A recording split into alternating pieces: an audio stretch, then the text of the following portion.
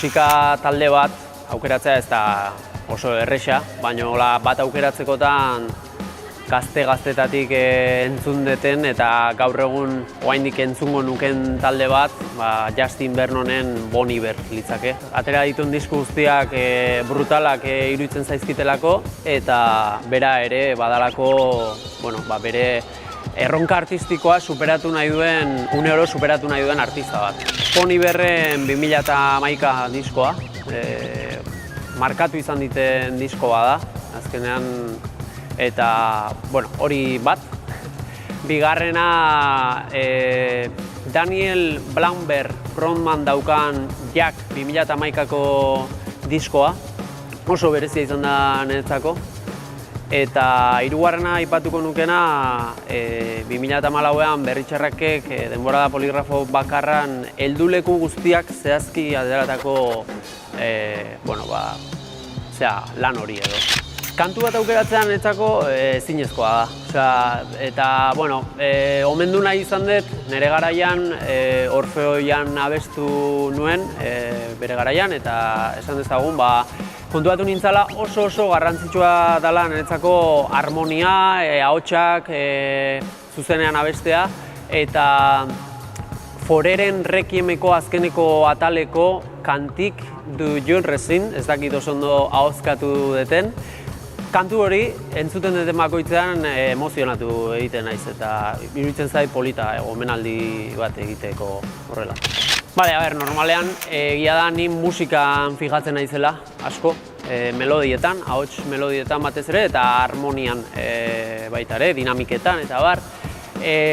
Baina letra bat, anarirena, esango nuke, akaso kosta egingo zait esatea, ze entzuten detenean poesia bezala jasotzen dut eta hor ez dakit oso ondo esango deten, baina uste dela badakizu garrantzirik ez dutenen artean, garrantzi gehien dutenak bihurtzen dituzulazuk garrantzizkoenak.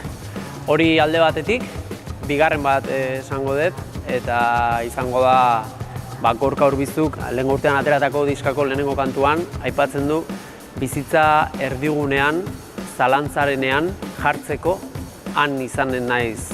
Eta baita ere aipatu nahiko nuke, besterik gabe, aurreko batean pelikula bat ikusten, Fallen Leaves izenekoa. Bertan, bada pasarte bat edo bada momentu bat, nun pelikulan tabernan zuzeneko emanaldi bat edo ematen den, eta bertako letra, Fallen Leaveseko pelikula hortan ateratzen den letra osoa. Oso, identifikatua sentitu nintzen eta oso garrantzitsua. Aitut asko, baina nik uste dut elkarrizketa honetan norbait aipatzekotan sentitzen dut alako behar bat Urko Izmendia aipatzeko.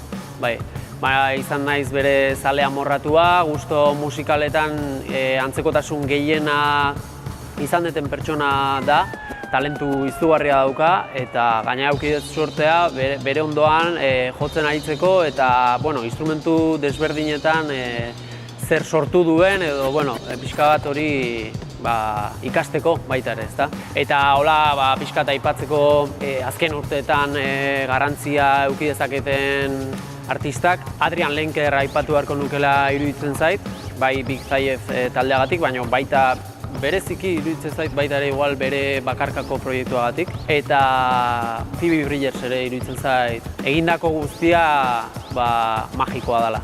Jotzeko toki bakoitzari gustatzen zait nolabaiteko aprezio bat edo hartzea. Azkenean, zure musika taldean giro ona badezu eta musika jotzea gustatzen bazaizu eskertzekoa dalako. Eta bat okurritzen zait, orain dela gutxi jo deguna, Gorka Gabilondo, gure taldekidearen familiak eskatuta, bere amonak eskatu zigun, bere etxean kontzertu bat jotzeko, eta hori okurritzen zait alde batetik. Eta bestetik esan nahiko nuke baita ere, mugarri edo garrantzitsu izan den toki bat, izan da Liceo Mutante, Kro taldearekin batera Petfenekekin jo genuna. Bertan, ohartu nintzelako edo, baneukala gaitasuna nolabait ere talde horretan jo eta gozatzeko baita ere. Ez da erresa hau ere erantzutea, orokorrean gustatzen zaizkit toki txikiak, gertukoak, ez dut aipatuko toki fisiko bat, aipatuko dut ia asteburu bat, komunitate bat sentitzen den toki bat, ez dakit magikoa baita ere, uso pop, iruditzen zait deskubritu nunetik, balore aldetikan, zaintza aldetikan, apustu aldetikan, zoragarria. Ingurukoek esaten didate nolabait ere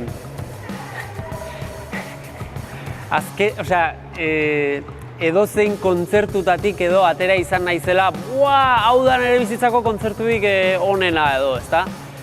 Bueno, hori sentsazio ona da, ez? Esan nahi du kontzertuak eta asko bizi ditugula eta kalidade handia degula aurrean, ezta?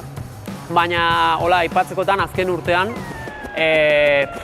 lehenengo segundutik, Ferran Palau daban, hori bai, aipatu beharra daukat.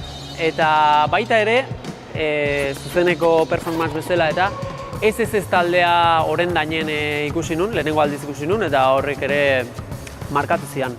Eta gero beste bi aipatu nahiko nituzke, baita ere nahiko garrantzitsu izan dianak. Berde Prato ikusi nun daban, izugarrizko performantzeakin, egia esan liluratuta gelditu nintzen.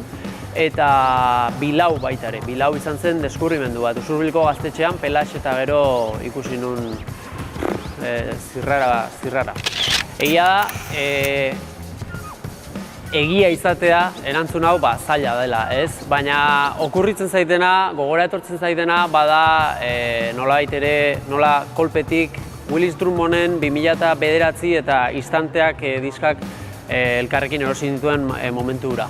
Bai, erosi deten azken diska badakit dela jaiegunen argiek istilu. Zuzenean ikusteko aukera aukinun Orioko lagunek antolatutako etxe batean, festa batean. Harritua gelditu nintzen, ze gaina Aitor oso laguna dut, zarautzen elkar topatuta, elkar asko lagundu izan dit, bizitza ikusteko era hortan. Eta zoragarria izan zen, beha zuzenean hain barrutik eta hain beste transmititzen ikustea, ezta?